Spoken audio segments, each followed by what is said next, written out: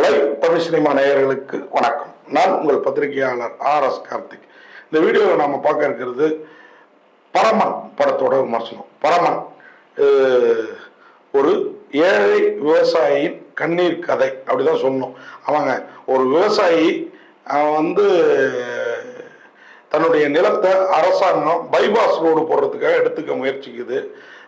நம்ம தேனி பக்கம் அந்த ஊர்ல அவன் என்ன பண்றான், தன்னோட சேர்த்துக்கிட்டு ஒரு 10 விவசாயிகளை சேர்த்துக்கிட்டு போராடி அரசாங்கத்துக்கு நிலத்தை கொடுக்காம எப்படியாவது தங்களோட நிலத்தை தக்க வச்சுக்கணும், பைபாஸ் ரோட்டை நீங்க அப்படி ஆத்தங்கரையோரம் போட்டா என்ன, இப்படி இந்த பக்கம் மாத்திட்டு போன என்ன அப்படின்ற ஒரு போராட்டங்க. அதுக்கு முதல்ல இவன் கூட நிக்கிற அந்த 10 விவசாயிகளும் போக போக அப்படியே இவனை விட்டு விலகுறாங்க. ஏன் விலகுறாங்க என்ன, இவனும் அதனால எண்ணத்தெல்லாம் இழக்கிறான். குடிகார மகன் ஒருத்தன், அவன் ஊரார் பேச்சை கட்டிக்கிட்டு அப்பன்ற சொத்து தகராறு ஒரு பக்கம், அது ஒரு பக்கம் வீடு சொத்து தகராறு, பேரம் பேத்தியே இவர் ரொம்ப இது பட்டு வளர்க்குறாரு. ஆனாலும் ஒரு கட்டத்துக்கு மேல இந்த போராட்டத்தினால, இந்த அரசியல் சூழ்ச்சியினால அங்க இருக்கிற ஒரு லோக்கல் அரசியல்வாதி பழகருப்பையா அவரு, இந்த விவசாய கேரக்டர்ல சூப்பர் குட் சுப்பிரமணி தன்னுடைய கையாளுகளை வச்சுக்கிட்டு வையாபுரிய தங்களோட ஆளா மாத்திக்கிட்டு ஒரு கட்டத்துக்கு மேல அவருடைய பேரனைய என்ன பண்றாங்க, அதனால வெகுண்டெழுற வையாபுரியையும் இவர் வேற மாதிரி இழக்க வேண்டிய சூழல், தன் மகனையும். இது எல்லாத்துக்கும் மேல அந்த விவசாயி இறுதி வரை போராடி தன் நிலத்தை தனக்கானதாக வச்சுக்கிட்டாரா இல்ல வாழ்க்கையை வெறுத்து போனாரா. இந்த ஊர்ல அதாவது இந்தியா விவசாய நாடு அப்படின்னு சொல்லிட்டு இருக்கோம், ஆனா இங்க ஒரு விவசாயி படுற பாடு, அதுதாங்க அந்த படத்தோட கதையும் களமும்.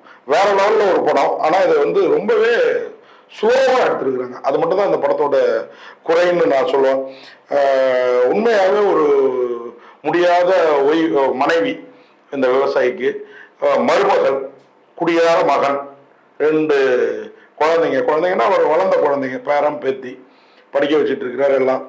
அப்பப்போ இவனை ஸ்குரு ஏற்றி விட்டு இந்த குடிகாரனை 2 குவார்டர் ஊற்றி விட்டு 2 கட்டிங்க ஊற்றி விட்டு அவங்க அப்பனுடைய மோத விடுறாங்க. அந்த ஊர்ல இருக்க அந்த லோக்கல் அரசியல்வாதி பழகருப்பையோடைய அடியாட்கள், அவங்க பார்த்தீங்கன்னா பண்ணி வளர்த்து விற்கிறது அவருடைய அடியாட்களோட வேலை. பன்னிக்கறி சாப்பிட்டு சரக்கு அடிச்சுட்டு மப்பா தெரிகிற அந்த கேரக்டர் ஒரு கட்டத்துக்கு மேல அந்த பேரனை என்ன பண்ணாரு, அது ஒரு பக்கம். இதுல நடிச்சிருக்கிற எல்லாருமே பொறுக்கி எடுத்த சிறந்த நடிகர்கள். ஹலோ கந்தசாமி இவருக்கு தோல் கொடுக்குற ஒரு உறவுக்காரரா,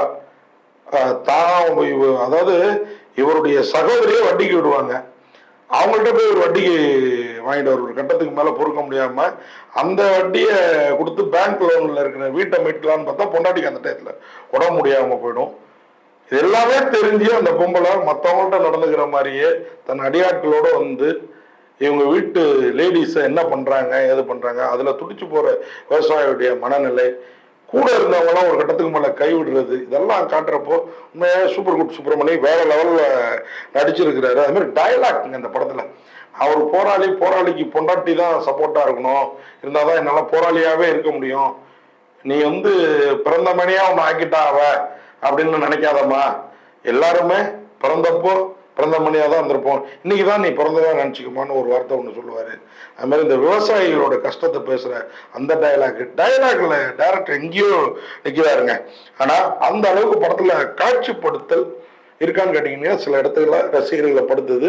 அதுவும் சூப்பர் குட் சுப்பிரமணி இந்த காலத்துக்கு ஏற்ற மாதிரி கொஞ்சம் செட்டில்டா நடிச்சிருந்தா இன்னும் சிறப்பாக இருக்கும். நல்லா நடிச்சிருக்கிறாரு, ஆனா அது சில இடங்கள்ல மிகை தெரிகிறது, கொஞ்சம் அந்த படத்துக்கு பலவீனம். அது மாதிரி படத்தோட காட்சிகள்லாம் ரொம்ப ஸ்லோவா நகர்றது. ஜே சபரிஷ் அவர் தான் இந்த படத்தை தயாரித்து இயக்கி இருக்கிறாரு. வேற லெவல்ல ஒரு படம். இந்த படத்துக்கு கதை இதய நிலவன், உண்மையாகவே அருமையான ஒரு கதை. அந்த சபரிஷும் பார்த்து செதுக்கி இருக்கிறாரு. சிபி சதாசிவத்தோட ஒளிப்பதிவும் பயங்கரமா கை கொடுத்துருக்கு இந்த படத்துக்கு. தமீம் அன்சாருடைய மியூசிக் குறைய சொல்ல முடியாதுங்க, மிரட்டே இருக்காங்க தமீம் அன்சாரி. சூப்பர் குட் சுப்பிரமணியோட நடிப்பு நான் சொன்ன மாதிரி அருமையான நடிப்பு. வையாபுரியும் அசத்தி இருக்கிறாரு, இவரும் பண்ணிருக்காரு.